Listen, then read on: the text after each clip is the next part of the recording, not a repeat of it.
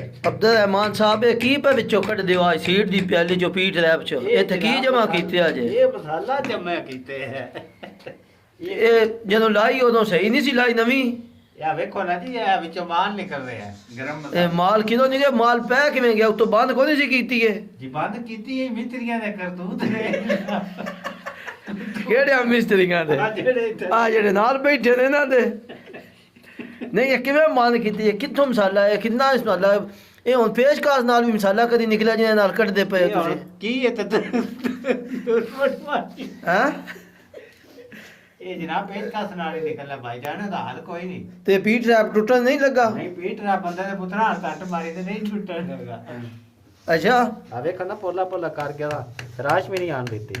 ਅੱਛਾ ਜੀ ਇਹ ਪੋਲਾ ਪੋਲਾ ਕਰਕੇ ਇੰਜ ਇਹ ਸੁਨਿਆਰਿਆਂ ਨੇ ਸੱਟ ਲਾਣੀ ਹੈ ਅੱਛਾ ਅੱਛਾ ਇਹ ਲਵਾਰਾਂ ਵਾਲੀ ਲਾਈ ਤੇ ਗਿਆ ਠੀਕ ਹੈ ਇਹ ਆ ਵੇਖੋ ਨਾ ਇਹ ਥੱਲਿਓਂ ਥੱਲਾ ਨਿਕਲ ਆਇਆ ਥੱਲਾ ਨਿਕਲਿਆ ਹਾਂ ਬੋਰ ਕੇ ਕੱਢਣਾ ਹੈ ਪੋਲਾ ਪੋਲਾ ਅੱਛਾ ਆ ਤਰੀਕਾ ਕਰ ਇਹਦਾ ਹੈ ਪੋਲੀ ਪੋਲੀ ਸੱਟ ਸਹੀ ਹੈ